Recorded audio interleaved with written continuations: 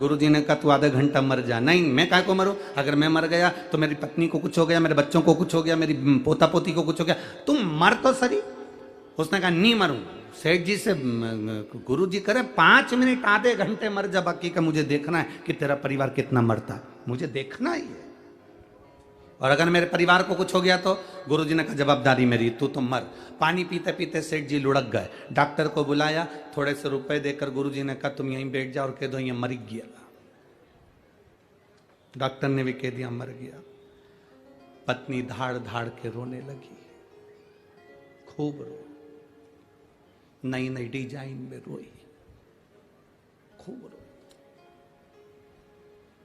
गुरुजी ने पूछा क्यों रो रही हो सेठानी? सेठानी कहती है मेरा पति चले गया। गुरुजी ने कहा मेरे पास में एक ऐसी बूटी रखी है, मैं तुम्हें दूंगा, तुम खा लेना, तुम मर जाओगी, पति जिंदा हो जाएगा। पति जिंदा। पत्नी रोती रोती बोली इनकी तो उम्र हो गई थी, इनकी तो उम्र हो गई थी। पति जमीन पर पड़ा पड़ा सोचने लगा, भी परसों के दिन कह रही थी तुम कितने हैंडसम लगते, और अब कह रही है कि इनकी तो उम्र हो गई थी।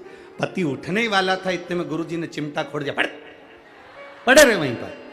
थोड़ी देर बाद बेटा रो रहा था, तू क्यों रो रहा है? मेरे पिताजी चले गए, ये भी नहीं बता के गए किससे कितना लेना था। अब बाप पड़ा पड़ा मन में सोच रहा है इसको लेनदारी की पड़ गई, बाप पड़ा उसकी जरा सा दुख नहीं है। इतने में गुरुजी ने कहा ले बूटी तू खा ले, तू खाएगा तू मर जाएगा, तेरा बाप जिंदा हो जाएगा, पिता जिंदा हो जाएगा। बेटा बोला पिताजी कह रहे थे अब तुम्हें सारा काम संभालना है। पोता रो रहा था, तू क्यों रो रहा है? मेरे दादाजी चले गए, तो अब मुझे कुरकुरा कौन दिलाएगा? तो गुरुजी बोले ले बूटी तू खा ले। इतने में छोटा सा पोता गुरुजी के गले में हाथ डालकर बोला गुरुजी तुम्हारा ना कोई आगे ना कोई तुम्हारा पीछे, तुम नहीं खा लो। और सब मिलके बा गुरुजी को बूटी खिला।